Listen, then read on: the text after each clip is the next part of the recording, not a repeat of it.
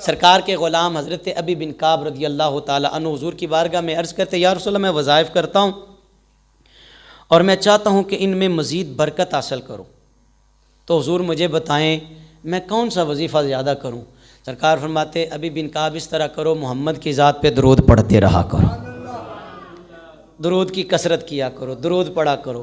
پھر کچھ دیر کے بعد آئے عرض کرتے یا رسول اللہ میں 3 حصے دوسرے وظائف کرتا ہوں اور ایک حصہ میں آپ کی ذات پہ رج کے درود پڑھتا ہوں، لیکن میری تمنا ہے میں اور زیادہ برکات حاصل کروں، حضور مجھے بتائیں کیا کروں؟ سرکار فرماتے درود کی کثرت کرتا جا، درود کی کثرت کر، درود بڑھا دے۔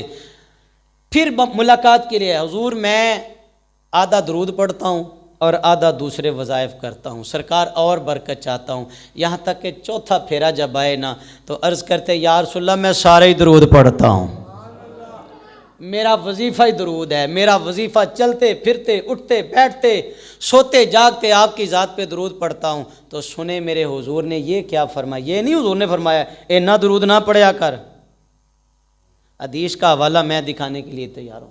اور سنیو کن سے ملاقات کرتے ہو یار، کن کے پاس بیٹھتے ہو یار، کہاں سے تم دین لیتے ہو یار؟ آپ بتاؤ کہ حضور نے خود فرمایا کہ جب تم درود کی کثرت کرو گے اللہ اس کی برکت سے سارے گناہوں کو معاف فرما دے گا،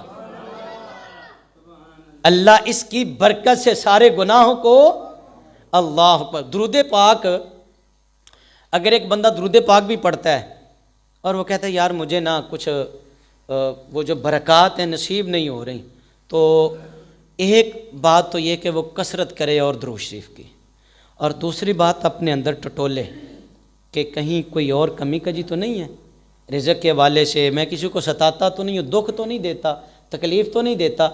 درود تو کلیجے ٹھنڈا کر دیتا ہے۔